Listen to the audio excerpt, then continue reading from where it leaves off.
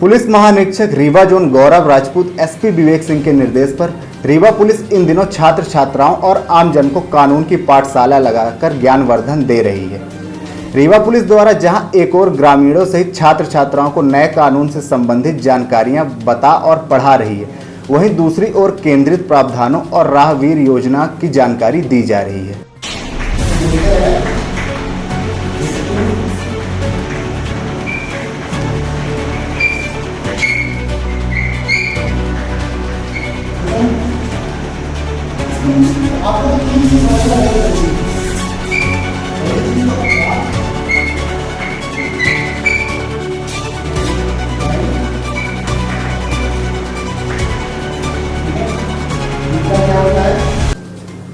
Police द्वारा किए जा रहे इस जन संवाद कार्यक्रम का वीडियो चाकघाट और सगरा थाना प्रभारी का सामने आया है, जहां चाकघाट थाना प्रभारी घनश्याम मिश्रा कॉलेज में जाकर छात्र छात्राओं को नए कानून का पाठ पढ़ा रहे हैं, वहीं ब्लैक बोर्ड पर लिखकर कानून की प्रक्रिया भी समझा रहे हैं। ठीक है ना, जो की बेसिक चीजें हैं जो आपको जानना जरूरी है, आपको क्या फीलिंग को जानना जरूरी है। अब आइए हम आपको ले चलते हैं सगरा थाना प्रभारी अंकिता मिश्रा के पास, जहां उप निरीक्षक अंकिता मिश्रा द्वारा ग्रामीणों के बीच पहुंचकर जन संवाद करते हुए उन्हें नई कानून का ज्ञान दिया जा रहा है। साथ ही महिलाओं को आत्मनिर्भर बनने के लिए भी प्रेरित किया जा रहा है। आप लोगों को कुछ जानकारी देने के लिए आई हूँ। बेसिकली जो हमारा आईपीसी तो सब सुने होंगे, आईपीसी का नाम आईपीसी सीआरपीसी नहीं बोलते थे कि आईपीसी के तहत ये 300 आईपीसी की धारा 302 तो पिक्चरों में भी चलता है। तो ये कानून 1860 में बना था, अंग्रेजों के द्वारा बनाया गया था तत्कालीन समय, मतलब उन्होंने ही लागू किया था। वो वर्तमान समय तक हम 1947 में आज़ाद हो गए, सब हो गया, उसके बाद भी वही कानून चल रहा था जो अंग्रेजों ने बना के गया था हमारे लिए।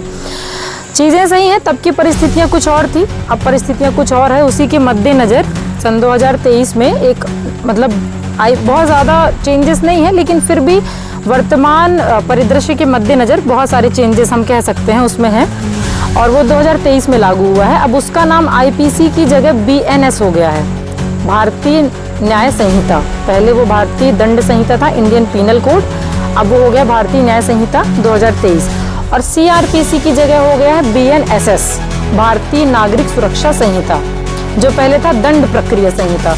मतलब उनके नाम में ही दंड था, पहले में भी भारतीय दंड संहिता था, अभी हो गया भारतीय न्याय संहिता, और उसमें भी दंड प्रक्रिया संहिता थी, अब हो गई है भारतीय नागरिक सुरक्षा संहिता। मतलब इन अ पॉजिटिव, सब कुछ सकारात्मक दृष्टिकोण से है कि हम नागरिकों की सुरक्षा करेंगे, उनको न्याय दिलाएंगे।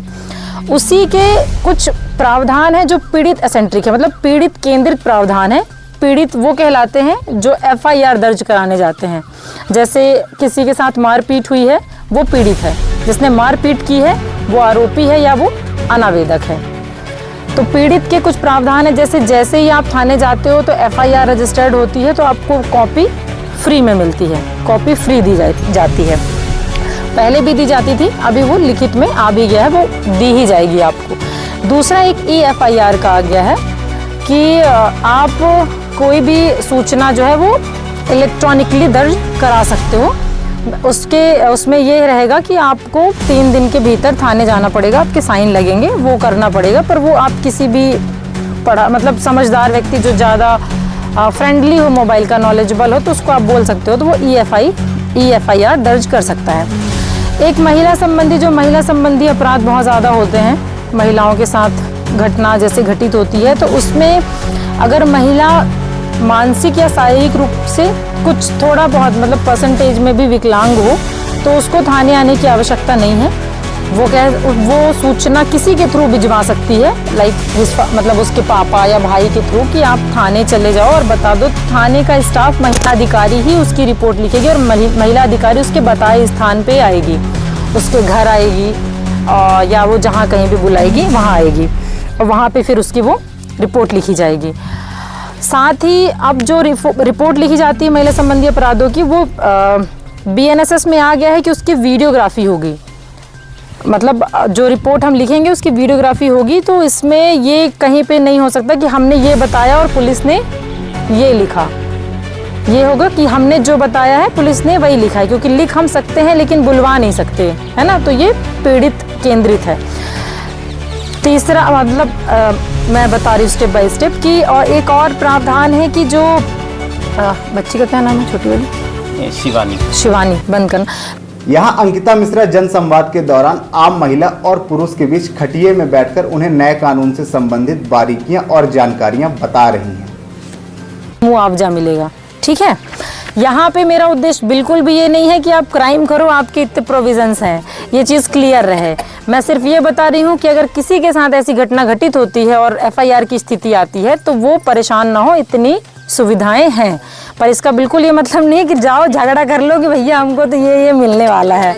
ये बहुत ही लंबा प्रोसीजर है और परेशानी अलग है ना। पर यदि कोई परेशान है तो पुलिस उसकी सहायता में सदैव तत्पर है, ठीक है। उसके अलावा मैंने ये सारी चीज़ें तो ऑलमोस्ट हो ही गई है। एक